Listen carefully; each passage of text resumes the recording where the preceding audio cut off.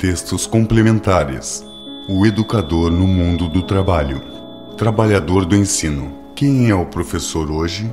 Há alguns anos era muito nítida a figura do professor como um profissional autônomo, dono de um saber, com controle sobre o seu trabalho e gozando de um reconhecimento público que o tornava uma autoridade em muitas comunidades. Hoje, os professores, em sua maior parte, são identificados como assalariados, participantes de sindicatos fortes, com pouca qualificação e pouco controle sobre o seu trabalho. Com o processo de urbanização, com a industrialização, ocorreu a constituição de escolas em estruturas cada vez mais complexas e uma grande concentração de escolas. Isto levou a um aumento acentuado do número de professores, fazendo desaparecer a figura do professor autônomo e provocando o aparecimento do professor assalariado. Pode-se afirmar que os professores são integrantes da classe trabalhadora? Sim e não. Sim, porque estes são submetidos a um processo de proletarização que, se não perfeitamente configurado, está em pleno desenvolvimento.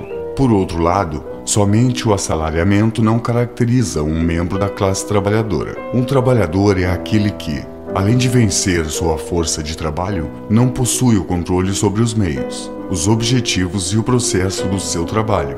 O professor, mesmo já apresentando fortes características daquilo que pode ser definido como classe trabalhadora, ainda mantém boa parte do controle sobre o seu trabalho, ainda goza de uma certa autonomia e, em muitos casos, não é facilmente substituído pela máquina. Uma resposta à questão formulada deve levar em conta essa situação ambivalente, contraditória, por que passa o professorado.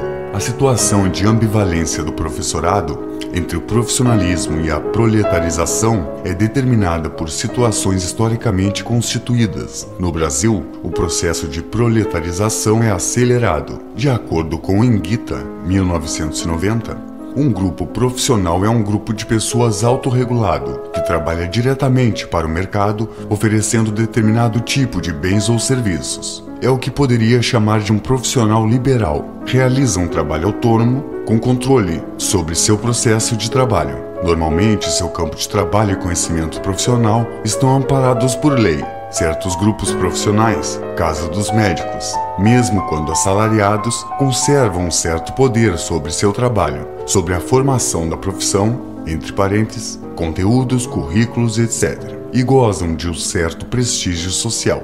O oposto ao profissionalismo é a proletarização. Nesse caso, além da força de trabalho ser vendida, o trabalhador não possui nenhum controle sobre os meios de produção, sobre o objeto e o processo de trabalho. Não possui autonomia, constituindo-se num trabalhador coletivo.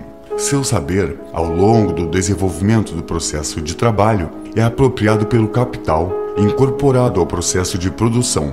Passa o trabalhador por um fenômeno de desqualificação. Álvaro Hipólito. Processo de trabalho na escola. Algumas categorias para análise. Teoria e educação.